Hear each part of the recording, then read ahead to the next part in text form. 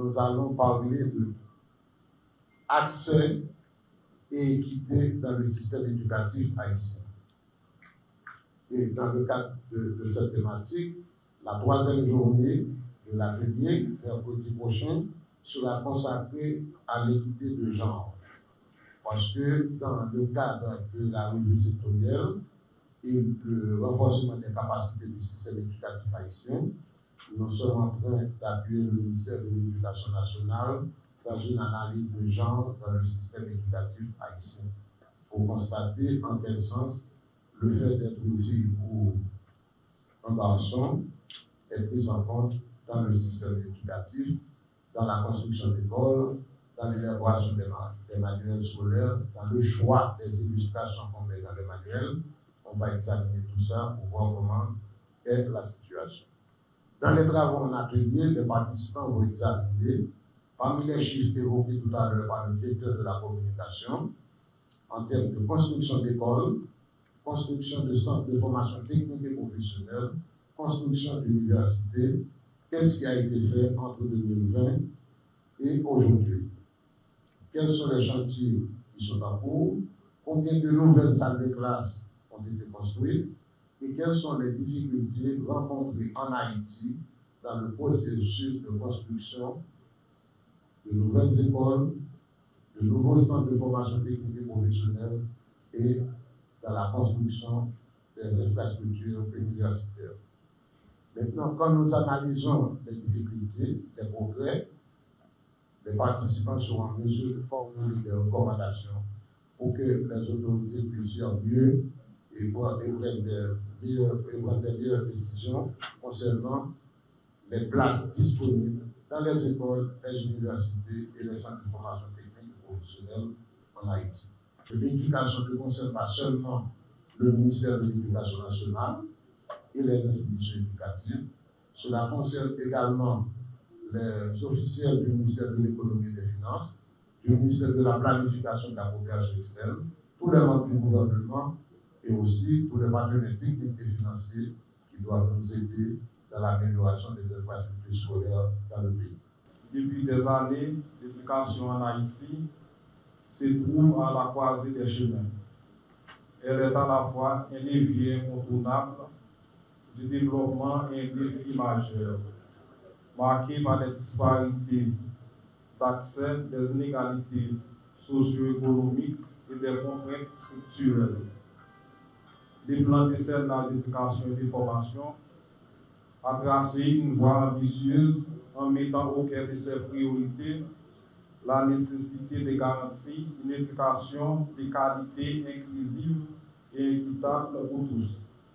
Nous sommes réunis aujourd'hui pour dresser un bilan critique de la mise en œuvre de cet engagement, en particulier à travers les trois programmes prioritaires de l'axe accès et équité.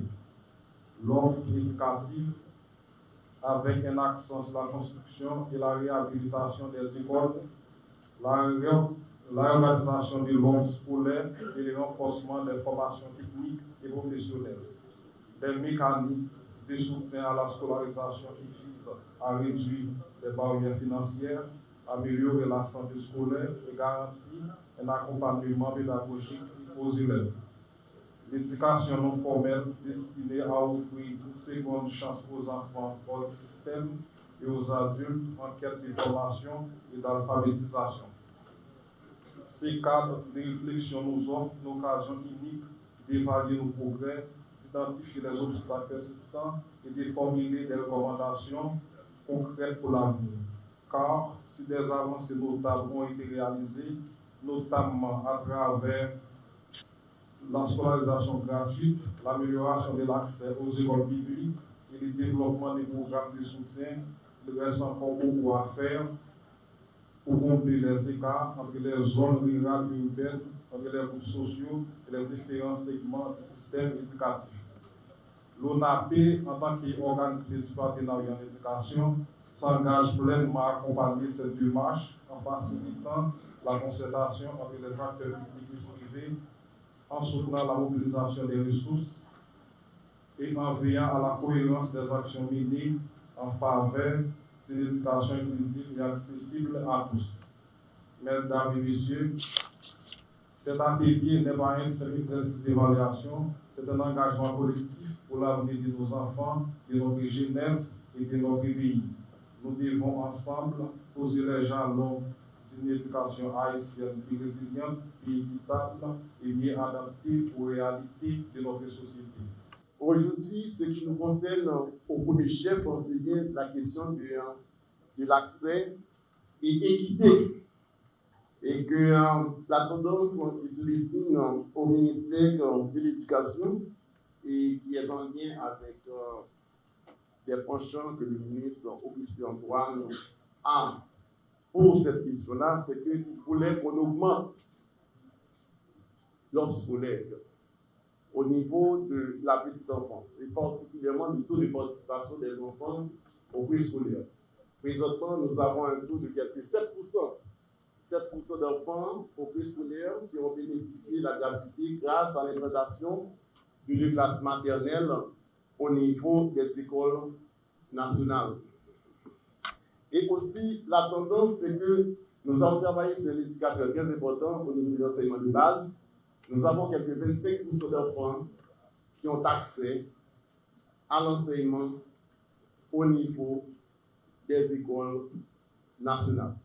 Nous sommes à l'année de base 2024-2025. Nous voulions passer de 25% à quelques 40% à l'horizon temporel 2030.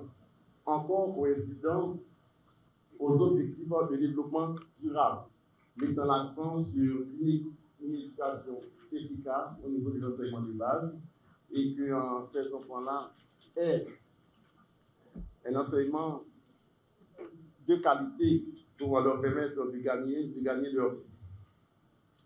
Il faut dire aussi que le ministre de l'Éducation et moi, nous avons un certain penchant aussi pour la formation professionnelle.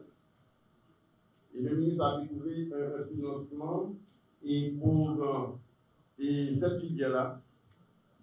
Et que nous avons travaillé sur la filière d'enseignement technologique.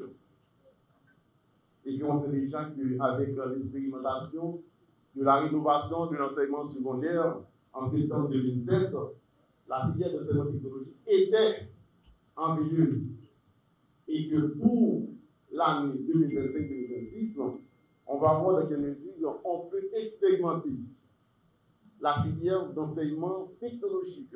Nous allons lancer un appel solennel à tous les enseignants du secteur public.